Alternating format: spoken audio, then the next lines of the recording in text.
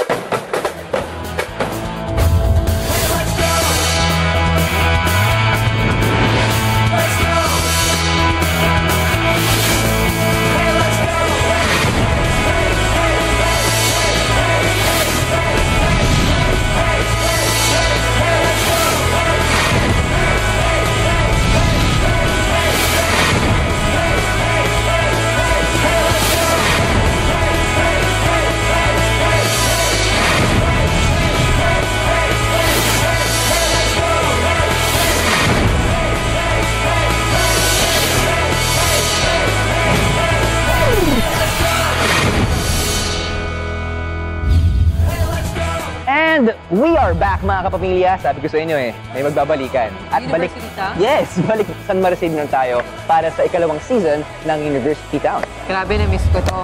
Na-miss ko ang home of the blue and white, ang flying and soaring high Falcons. Yes! Oo, siyempre ang Adamson University. Eksakto. Okay, mag-ano tayo? Ano? Groupie? Hindi ka naman. Selfie. Kaya mo mag-smile? Ikaw, kaya mo? Oo! Ganda na smile mo ngayon. Yun. Ganda ng picture. Ganda mo dito. Oh. Pero bakit nga ba Falcons ang Adamson? Falcons, hindi mo alam? Ito Kasi Adamson Falcons, parang they soar high before getting their prey. Tulad na sa sporting events, handa silang lumipad ng mataas para maabot ang kanilang mga pangarap. Yun pala yun. Pero syempre hindi na sa sports palaban ng Adamson, kundi pati sa academics. Sobra! Kaya naman tara, Robby, samahan nyo kami sa isang episode para mas kilalanin pa natin ang Adamson University. Ha! Na-miss ko to.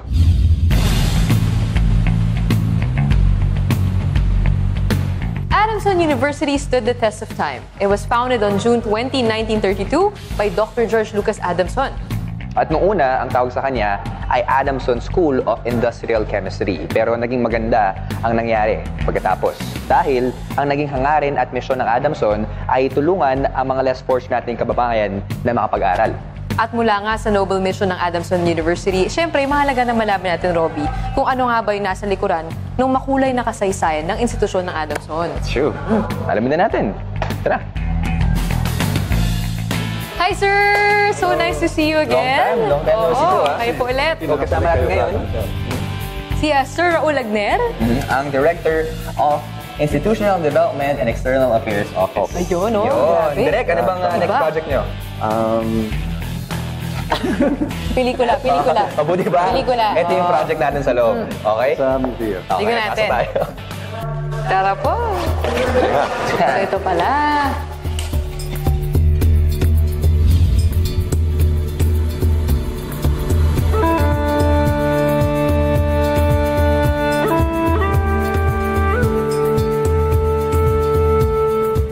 Sa Adamson Museum, makikita ang mayamang kasaysayan ng universidad.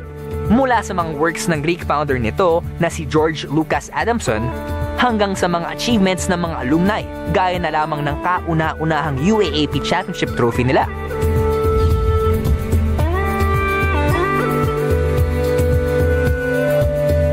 Pwede ba namin matanong sa inyo, ano ba yung nagpapaiba sa mga taga-Adamson? Yung mga taga-Adamson, mayroon kaming tinatawag na attributes ng competence, character, and charity. Yung mga estudyante, dapat competent sa pag-aaral, maganda yung ugali, dinidevelop yung character, tsaka may papagkawang-kawan.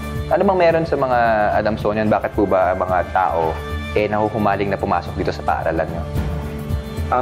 Siguro yung quality ng education maganda, kaya hindi siya masyadong expensive yung mga tuition fee na. Pero sir, may tanong po ako, parang matagal ko na pong gusto malaman. Bakit nga po ba, kasi taga-Ateneo po kami, bakit nga po blue and white din po yung kulay ng Adamson? Tsaka, bakit po Falcon? Bakit Falcon? Ang mascot ninyo. Si EJ po ba nandito? Ang assumption ko dahil si Mr. Adamson ay isang Greek, Okay. yung lahat na Greek na bagay mahal niya, ang kulay ng Greek flag is blue and white. Yung pala yun. Malamang Okay. doon niya kinuha, most likely, ang kulay. Tsaka yung falcon din is one of the common birds sa Greece. At saka sa Mythology. Yeah, sa Middle East din. Na malapit sa Greece. So, dyan din siguro niya kinuha ang falcon as mascot ng Okay pala. Adamson. Oo. So may pinanggalingan. Kasi Griego nga itong si Sir Doctor. Founder. Adamson, yung founder. Kaya pa Aristotelian din ang talino Yeah. ng mga taga-Adamson.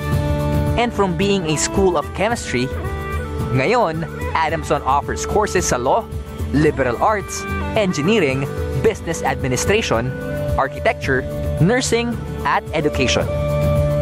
Taong 1971, opisyal na naging bahagi ng University Athletics Association o UAAP ang Adamson. Sir Raul, maraming salamat po. Na-enjoy namin yung moment namin ulit dito. O nga po, marami po kaming natutunan muli. Thank you po sa pag-tour muli sa amin sa museum. Salamat din. Salamat. Pagdalaw niyo. At syempre, parang kahit hindi po kami taga-Adamson, parang proud na rin kami na nakapunta kami dito sa Adamson. Yes, mga bagong kaalaman din na ibahagi nyo. Pero ang sarap balikan yung mga memories, mga moments ng pagiging estudyante, no? Oo. Ikaw ba? Ano bang namimiss mo? Sa buhay estudyante, Oo, may namimiss ka ba? meron yung Ano? yung pag-aaral, nakakamiss yung pag-aaral, di ba? Tsaka yung mga pagkain sa school. Oo. Tapos yung, syempre, yung mga tao sa mga klase ko. Oh, nice. Di ba? Oo. Ikaw, ano namimiss mo? Maraming salamat po, Sir Raul. Ulit. Sige mo. Si Sir Raul na-miss ko. Okay. Salamat Thank you po. sa pag-accommodate sa amin. Naka-aircon po, no? Marami pa tayo pupuntahan. Tara. Tara.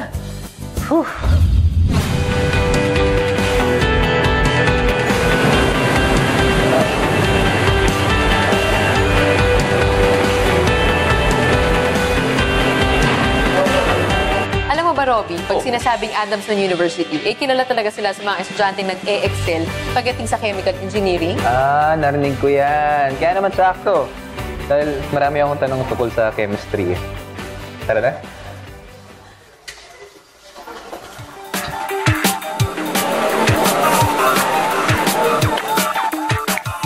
Yun.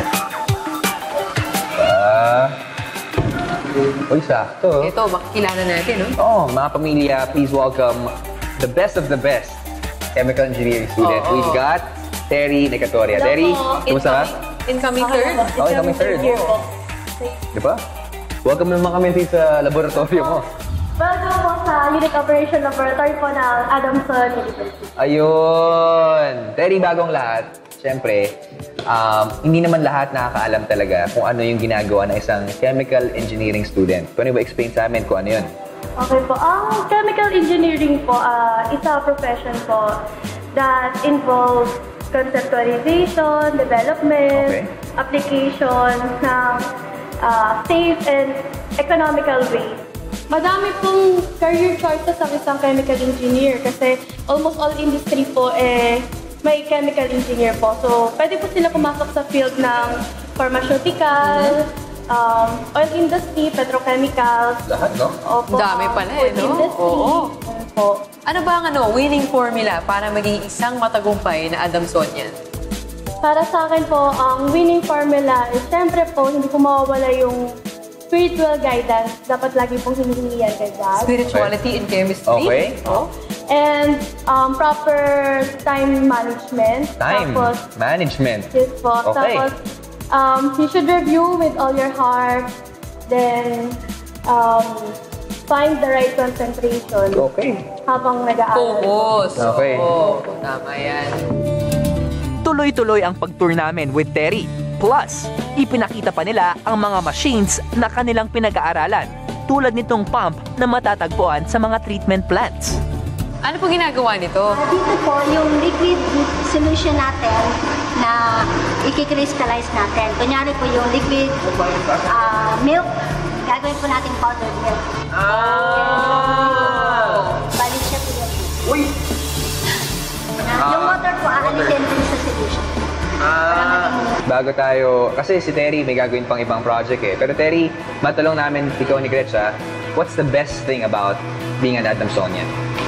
Well, the best thing about being a Damsonian is because we are charitable enough, we are approachable, we are friendly, and I am a proud Adamsonian because on top of the quality education that our university is offering, yung ethical values and yung moral conduct po inspired by St. Vincent de Paul, ay na-reiterate po dito sa university. Thus, we are prepared to become professional sweethearts. Ladies and gentlemen, Bini Bini! Number 5. It's an honor to be in the Hall of Fame of Adamson University. I was bestowed that award after I graduated college, and I'm fortunate. Hindi kami, si Amanda and si Pao, kundi dahil sa Adamson. So, maraming salamat po talaga. Susunod na yan, ito lang sa University Town Season 2. Naging pugad ang Adamson ng great sportsmen ng bansa, tulad na ng mga kilalang legends when it comes to basketball and bowling. Tama, partner. At hanggang ngayon, patuloy na sinasabuhay at sinasapuso ng bawat atleta ang misyon ng mga tinuturing na Adamson Greats. Let's get to know these Falcons who definitely soared high. At gumawa ng pangalan sa Philippine sports.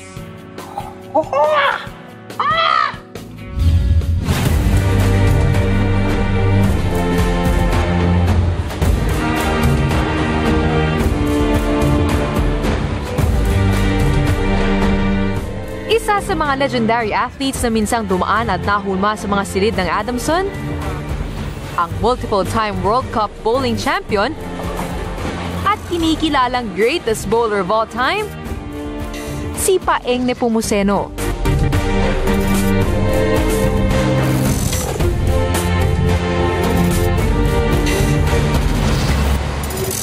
Maaga siyang namulat at inilapit ng tadhana sa sport na bowling. It was by accident. I was 12 years old. We were playing golf in Camp John Hay up in Baguio. Umulan ng malakas. We looked for shelter and it turned out to be the Mile High Bowling Center. Hindi dahil sa ulan, hindi ko madidiscover ang bowling. At pagtuntong ni Paeng sa college. Dito na nagsimula ang kanyang legendary career. I graduated 1979, commerce major in business management, and I was first year college in 1975, and as a freshman in Adamson University, I won my first World Cup. Mula sa kanyang unang championship world record bilang freshman sa Adamson, tuloy-tuloy na ang pag-arangkada ni Paeng, dala ang suporta ng kanyang universidad.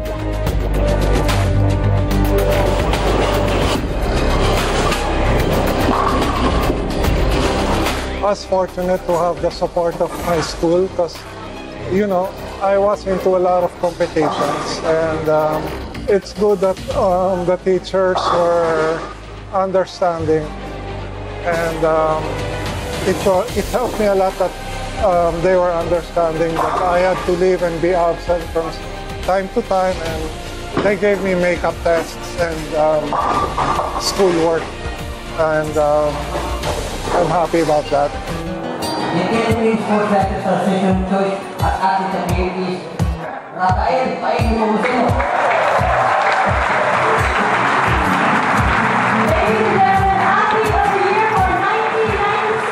Patuloy man ang kanyang success sa world stage, hindi nakalimutan ni Paeng ang kanyang dedikasyon sa pag-aaral. I enjoyed college life, definitely iba from high school, and I always gave priority to my studies because alam kong hindi naman pwede maging atleta buong buhay ang isang athlete. So I felt that I needed something to fall back on, kaya miski pa paano, natapos kong pag-aaral ko sa Adamson. Marami akong natutunan sa school, like being patient, being punctual, and being dedicated to whatever I do. So that's the schoolwork that I've learned, and I've learned camaraderie and teamwork because we did projects in school, like yung mga thesis na group.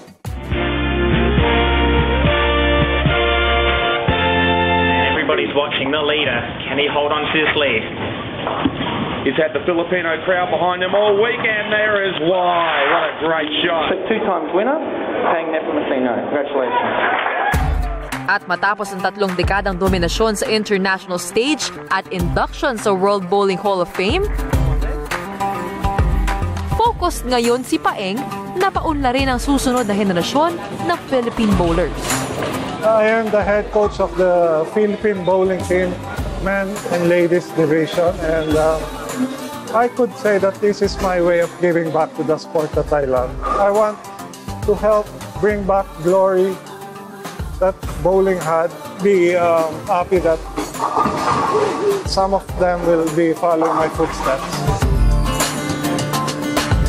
I learned from Coach Paeng yung discipline, saka yung focus niya sa game. Talagang hindi mo siya makasitaan ng inis, ng kahit ano. As bilang Paeng, nakaka-motivate kasi world champion. Talagang wala akong masasabi. Discipline talaga. Siyempre, malaking honor siya kasi siya yung greatest bowler of the Philippines. Nakaka-inspire na gayahin namin siya.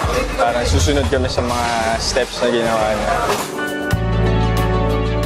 Sa kanyang napakahabang listahan ng achievements at awards, malapit sa puso ni Paeng ang kanyang induction sa Adamson University Hall of Fame. It's an honor to be in the Hall of Fame of Adamson University. I was bestowed that award after I graduated college, and I'm proud to be an Adamsonian because this school taught me a lot of virtues that I was able to use later on in life. Mula sa hari ng bowling lane,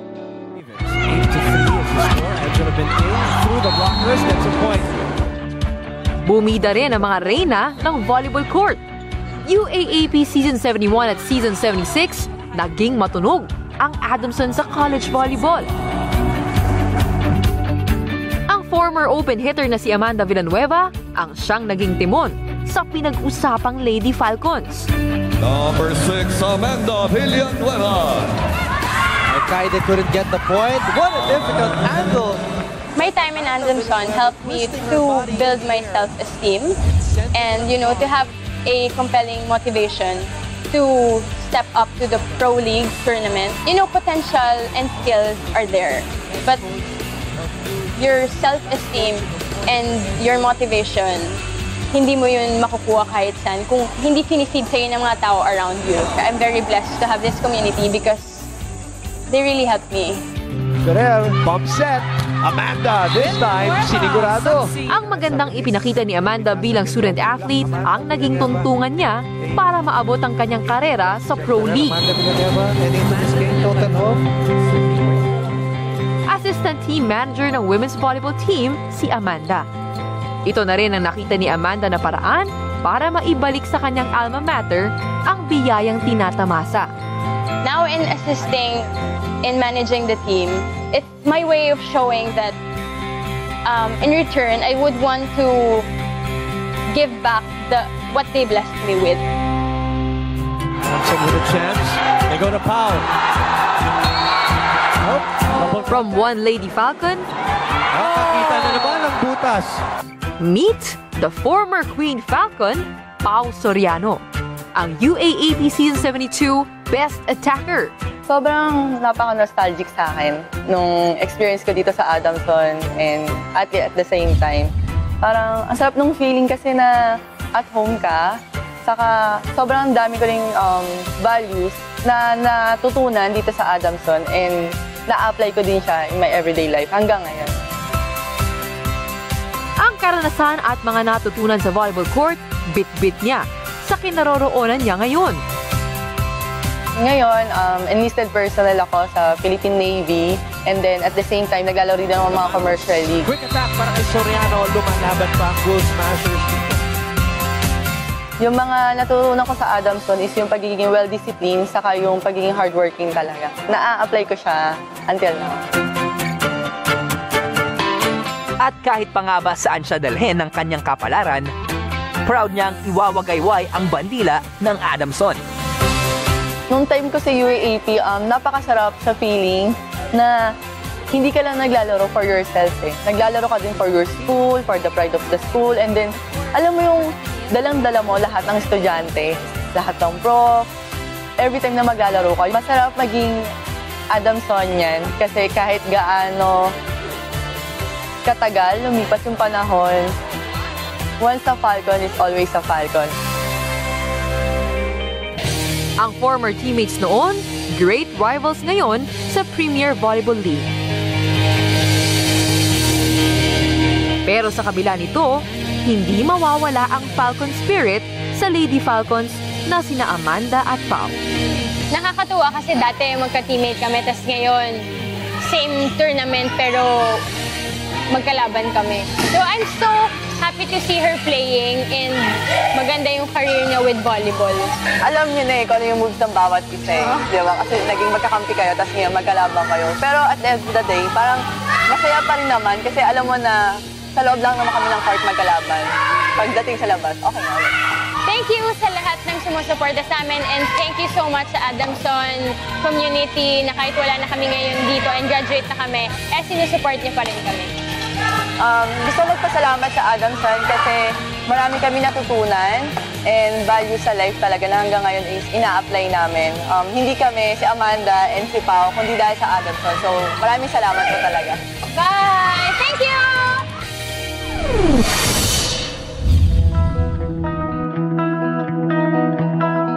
Ayoko na talagang umalis dito.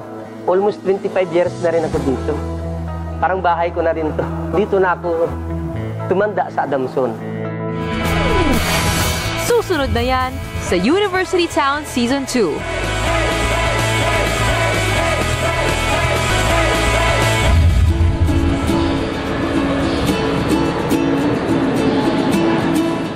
Si St. Vincent de Paul, ang patron saint ng Adamson University at siya ang tinuguriang the Great Apostle of Charity.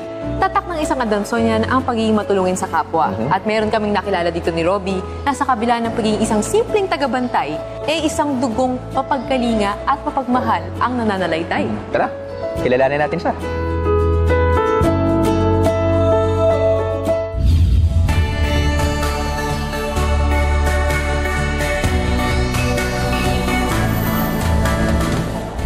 Pitong gusali, higit 10,000 ektaryang lawak, halos 12,000 estudyante.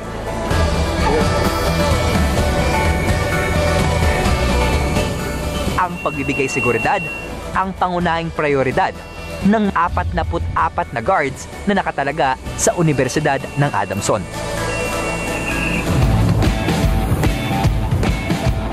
Pero, ang isa sa mga security officer na nakilala namin, di lamang kapanatagan ang hatid. Siya ang matikas pero bungis-ngis si Q ng Adamson. Joey Villena, also known as Chief. Ako pala si Jose Villena, mas kilala akong si Joey. Roving guard ako dito sa Adamson University. Nag-umpisa po ako dito, 1992. Naka-uniform guard po ako. Pagkatapos nun, siyempre yung kliyente, siguro nakikita naman siguro yung maganda nating nagagawa dito sa Adamson, na-promote nila ako bilang roving officer. Ito po, una at huli. Kasi almost 25 years na rin ako dito. Parang bahay ko na rin to. Ayoko na talagang umalis dito. Kasi pagising ko ay papasok na ako sa Adamson. Halos araw-araw dito na ako tumanda sa Adamson. Sa loob ng higit 2 dekada ng pagiging security guard ni Sir Chief, itinuturing na niyang misyon ang pagiging SG sa Adamson. Maagang gumigising si Mang Joey. Suot ang uniforme, sinasalubong niya ng ngiti ang mga estudyante, profesor, at empleyado ng Adamson. Nagsisilbi siyang inspirasyon sa lahat. Kaya lagi ako nakangiti. Siyempre hindi natin maiwasan, may mga estudyante, may problema. Para pag nakita tayo nakangiti, ngingiti na rin para mawala din naman yung pagod nila. Everyday po ako nagta-travel from Antipolo to Adamson and vice versa. In the morning, the moment I arrive at Adamson University, nakikita ko na agad si Chief. Tapos parang gumaganda yung araw ko dahil sa vibes niya, sa ngiti niya, yung, Sir Chief, good morning! Okay, good morning! Parang yung stress na nadaranas mo sa biyahe, sa academics, na nare-relieve siya dahil sa ngiti ni Sir. Yung mga simple ngiti nila na nagpapasaya sa amin bilang mga estudyante rin. Si Kuya Joey, yan, kung paano namin siya tawagin, siya yung guard na kahit malayo ka pa lang, basta nakita ka niya, kakawayan, ngingitian, tapos mag-good morning or mag-good afternoon, tapos kakamustahin niya kami, kumusta na po ang teams natin, ma'am. Mahigpit sila, pero nararamdaman namin na nandun pa rin yung pagiging jolly nila, yung ganung attitude nila sa bawat isa sa amin, yun yung nagbibigay sa amin ng impresyon na hindi kami mahihiyang lumapit sa kanila, lalo na kung mayroong kaming mga problema or mayroong kaming dapat na ihingi sa kanila ng tulong. Huwaran din siya maging sa mga kabaro. Si Joey, efficient na roving officer dito sa Adamson. Mostly ang trabaho niya is yung sa security audit university. Then kapag kailangan namin for assistance sa mga apprehensions, like yung kung may mga nangyayari sa labas, mabilis siya responder. At least wala kayong problema. Magaling makisama si Joey sa mga kasamahan. Wala pa ako nakita na nakatalo niya na gwardiya dito. Hi, kumusta?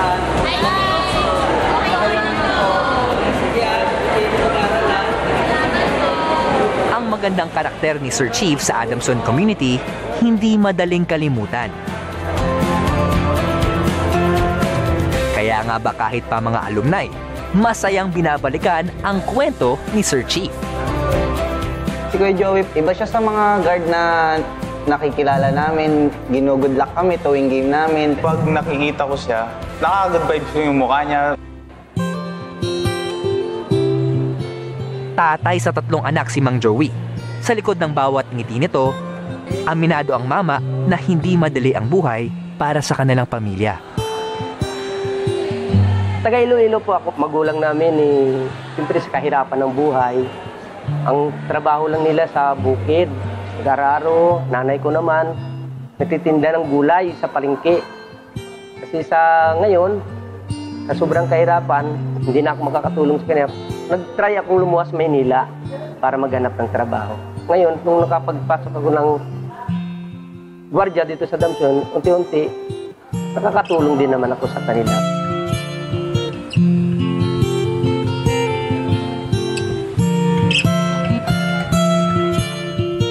Ito, galing ako sa trabaho namin. Papasok na ako dito sa iskinita na ito. At medyo malapit-lapit na para salubungin ko itong aking anak na naghihintay.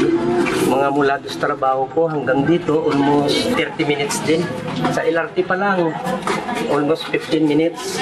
Maglakad pa ako, mga 20 minutes. At ito na. Ito na yung bahay ko. Ayan, ito, may mga pagdangay ko. Ay, Bibi! Nandiyan ka pala, anak? Ay, ito yung anak ko. Ito yun, oh. Sinong lalaga sa Bibi ko? Halika, papasok tayo dito. Halika. Ayun. Itong bahay namin. Itong anak ko, yun, mga picture ng anak ko. Kahit maliit lang itong aming bahay, pero masaya naman. Di okay lang yan na. Kahit kunti ang kita, basta walang problema ba? Makita ko yung anak ko, okay na to sa akin, masaya na ako.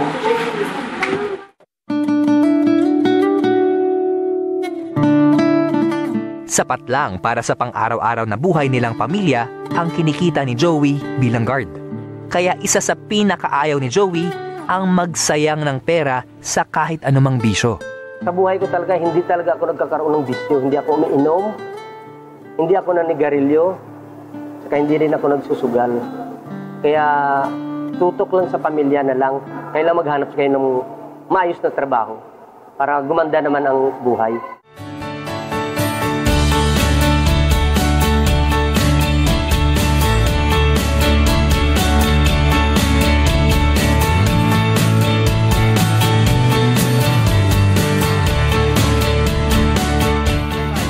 Si Joey Sir Chief Villena.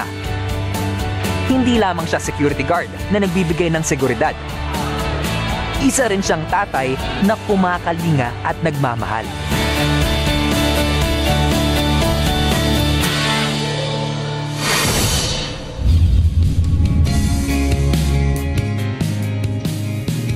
Lagi ko sinasabi every time na may nagtatanong sa akin kung ano man ako ngayon, kung ano man ang inabot ng career ko because of him. Susunod na yan sa University Town Season 2.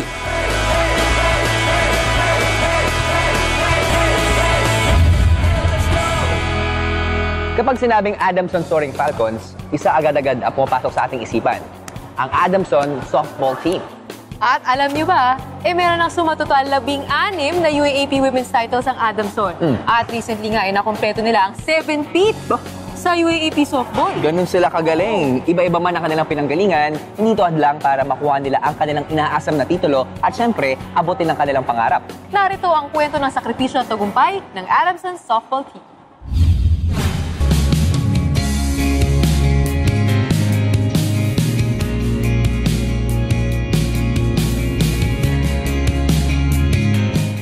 Hindi inakala ni Coach Ana Maria Santiago ng Adamson Softball Team na ito ang sport na makakatulong sa kanya para maabot ang kanyang mga pangarap. Start ako ng softball nung high school ako. Meron kaming kapitbahay na naglalaro ng softball. Then in-invite niya ako. Then nagustuhan ko yung laro ng softball. Then naging varsity ako sa institute sa Cavite. Nung nag-graduate ako, napunta ako ng Adamson because of Boy Codinera. Siyempre, maganda maging varsity ka sa college because of the scholarship program ng UAAP school. So, malaking tulong sa mga pamilya namin.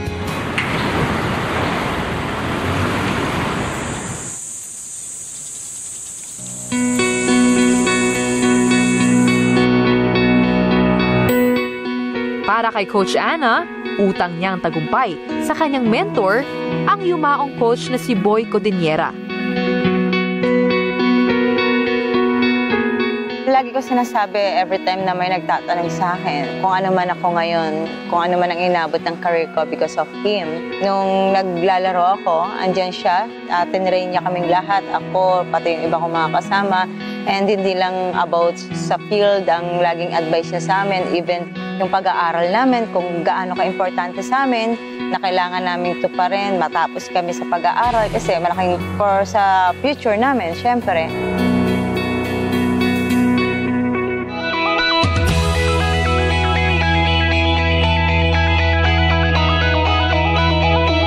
Itinuturing ngayon bilang legend ng UAAP softball si Coach Ana.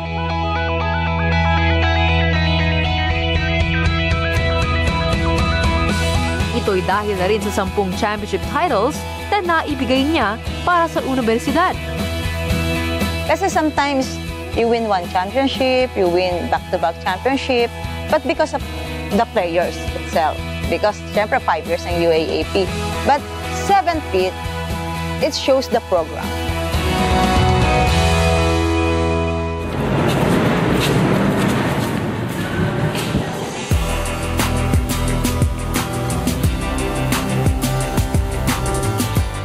At dahil sa kanyang impressive softball program, taon-taon din siyang nakakapag-produce ng mahuhusay na player sa sport. For the MVP of the finals, from Adamson University, Laika Basa. Tulad na lamang ng Season 79 Finals MVP na si Riflaika Basa. Florabel Pabianya. At ang Season 79 Special Awardees na sina Florabel Pabianya at rookie na si Krisha Cantor. Si Coach Ana kasi, nagre-recruit siya na sinasabi niya yung mga talagang nangyayari sa school. Kung ano yung kalagayan ng team, kung ano yung pwedeng mabigay ng school for you.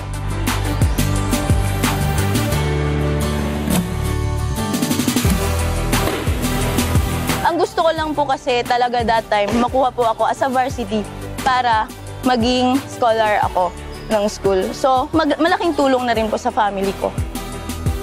gusto kong matutunan kung ano talaga ang ginagawa ng isang champion team. Si Ate Ana po kasi, yung hindi kanya papahirapan sa una, parang i-condition niya yung katawan mo, tapos sinasabihan kanya kung ano ang dapat mong gawin. Kami po yung unang player niya na naging head coach po siya. Pagdating sa laro, stricto siya. Pero pag sa labas ng laro, mag-ate-ate kami, magbabarkada kami, ganun ang samahan namin dito sa Adamson. Pagdating naman sa pag-aaral nila, tinututukan namin sila para may maabot sila pagka-graduate nila. Pagdating ng UAAP, as in heart talaga yung wala silang cellphone sa gabi, focus talaga sila sa game, wala munang TV, tapos pag natulog kailangan early, ganon. Tapos pag may exam sila, yung may mga exams lang ang pwede magpuyat, pero may oras pa rin yon. Daan kami sa butas ng karayom sa next year, pero para sa kanila yung message ko, train hard lang, sundin lang kung anong sinasabi ng coach, mag-focus lang kung anong meron ngayon. Kung anong kaya, dun lang tayo.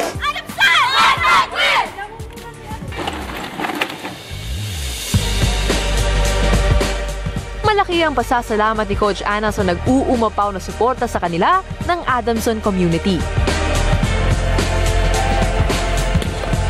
Kaya naman, ngayon pa lang, todo ensayo ng team para maipagpatuloy ang kanilang winning tradition sa UAAP. Nandiyan talaga sila kahit anong mangyari sa inyo. And at the same time talagang very, very supportive talaga from president, lahat ng admin. Talagang sinusuportahan nila kami. And syempre yung Adamson community, lahat ng nandiyan sa loob ng Adamson, hindi nila kami pinapabayaan. And mararamdaman mo talaga sa Adamson yung tinatawag nating kapamilya.